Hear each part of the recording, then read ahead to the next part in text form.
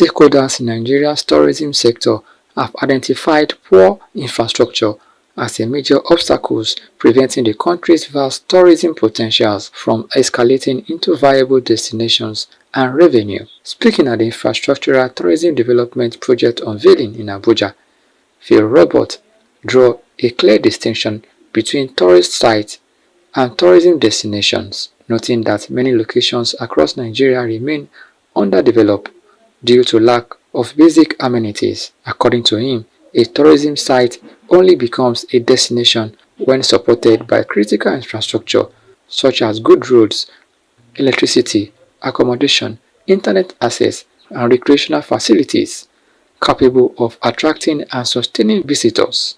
He cited China as a model, highlighting its extensive investment in infrastructure, which has transformed the country into a global tourist destination. And we've shared lots of ideas on how tourism can be beneficial to the Nigerian populace. And one of the things we found that is a major problem in tourism is infrastructure. Now, in tourism, we say we have what is called tourism sites, and we also have what is called tourism destination. So a tourism site is just what you still see that is still stagnant with nothing happening, but it only becomes a destination where you now have infrastructure. When I say infrastructure, I mean access to road, light, food, housing, internet, anything that can make that place habitable for people to live makes that place a tourism destination. Now, China has done so much in making China a tourism destination. If you travel to China, there are lots of high rises. Now, in China, we have 1 point something billion people in China. But a lot of times when you go to China, you are struggling to see if those people are on the road. A lot of times when you also go to China, you wonder how is China able to solve their problem of housing with that number of people. So China understands what is called infrastructural tourism. And I've been discussing that with my mom here on how we can solve that problem of infrastructure in Nigeria, starting from Abuja. Luckily for me, I got adopted by NTDA. Now, NTDA is Nigeria Tourism Development Authority. So these are the guys that are in charge of developing tourism from a tourism site into a tourism destination. NTDA, am I right? These are the guys that are also involved in getting tourism investment opportunities. Now, a lot of people in tourism has been struggling because they've not been able to get lots of investment into tourism. Now, people don't also do so much in the tourism business because we struggle so much for finance. And what we're going to be doing here today is also going to be bridging that gap to see how we can help us solve the problem of infrastructure in tourism in Nigeria. Most times we hear housing deficit. Most times we hear housing problem. They are solving a lot of problem for people in different sectors. But have you asked yourself, the people who are in tourism, now tourism is the biggest marketing tool of every country. You are watching CNN, you hear visit Dubai. You are watching Al Jazeera, you see this is Monaco.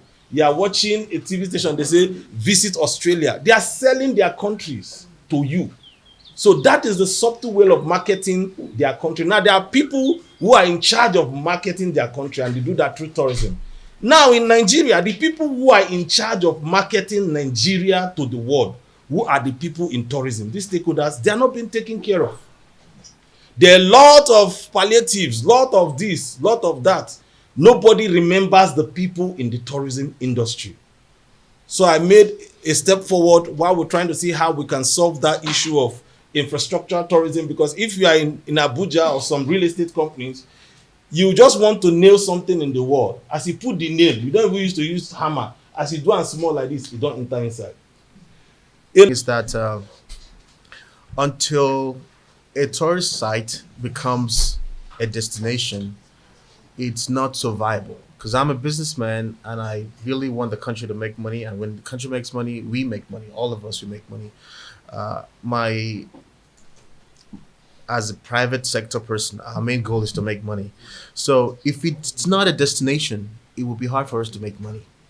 Now we leave a lot of money on the table because we have this tourist site. So one of the first things we need to do is, and I'm sure that we've all written our names and we've had our phone numbers, and because this is the team. We're going to start now. It's a big idea, but we're just going to start with this team. We start small, then we go big. Uh, First thing we want to do is to spot some of the sites that we already have.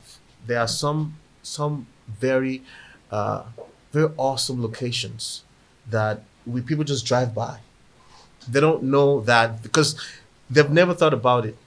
The most important thing, if we don't get anything out of this whole gathering, I want you to get the mindset of this idea. Make it a mindset. Because if you don't have it as a mindset, you could see locations and then you walk past. You won't even know. But when you have a mindset, you have the mindset, you could be able to spot some things. There's a place I went to. Was one of those lands that we went to visit. Right in the middle of the land is a rock, and the shape of the rock, I haven't seen that before. It's round, completely round. I don't know if it was eroded by weather or over the years, but it was right in the middle of the land, and it was like a ball. I'm a golf player. It was like a golf ball, and In Nigeria, there are a lot of people who are into real estate, but you ask yourself, are they doing that as something that is helping the people or the populace, or they are just doing this for business?